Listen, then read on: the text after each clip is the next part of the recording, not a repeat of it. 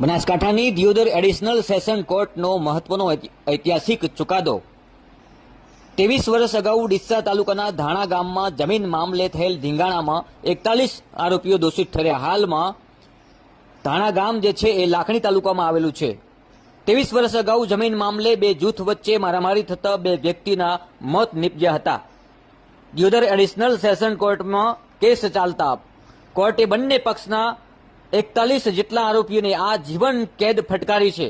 આપ જોઈ રહ્યા છો દ્રશ્યમાં આ 41 આરોપીઓને આ જીવન કેદની સજા ફટકારવામાં આવી છે। દિયોદર એડિશનલ સેશન કોર્ટે ઐતિહાસિક ચુકાદો આપતા આ જીવન કેદની સખત સજા ફટકારવામાં આવી છે। જમીન વિવાદ મામલે 23 વર્ષ અગાઉ બે જૂથો આમને સામને આવ્યા હતા। બંને જૂથો વચ્ચે મારામારી થઈ હતી। આ બંને જૂથોમાં બે લોકો મોતને ભેટ્યા હતા। 23 વર્ષ અગાઉ જમીન મામલે બે જૂથો વચ્ચે જ્યારે મારામારી થતા બે વ્યક્તિના મોત નીપજ્યા હતા। દિયોદર એડિશનલ સેશન કોર્ટે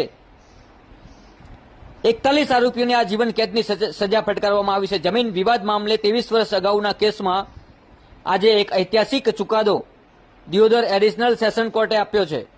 23 વર્ષ અગાઉ આગથલા પોલીસ મથકે સામસામે બંને પક્ષે ફરિયાદ નોંધાવી હતી। મારામારીના બંને પક્ષમાંથી બે વ્યક્તિના મોત નીપજ્યા હતા। આખરે 23 વર્ષે આ ચુકાદો આવ્યો છે। દિયોદર એડિશનલ સેશન કોર્ટે તમામ આરોપીઓને દોષિત ઠેરવી આ જીવન કેદની સજા ફટકારવામાં આવી છે। આપ જોઈ રહ્યા છો દ્રશ્યમાં આ એ જ 41 જેટલા ટોટલ આરોપીઓને આ જીવન કેદની સજા ફટકારવામાં આવી છે। કેટલીક ચર્ચા વિચારણાઓ બાદ 23 વર્ષે આખરે આ એક દિયોદર એડિશનલ સેશન કોર્ટે મહત્વનો અને ઐતિહાસિક ચુકાદો આપ્યો છે। ગુજરાતના ઇતિહાસમાં કહી શકાય તો પણ ચાલે। લાખણી તાલુકાના ધાણા ગામે જમીન મામલે આ ધીંગાણું થયું હતું અને ધીંગાણામાં બે લોકોના મોત નીપજ્યા હતા। જમીનનો વિવાદ કેટલાય પરિવારોને આજે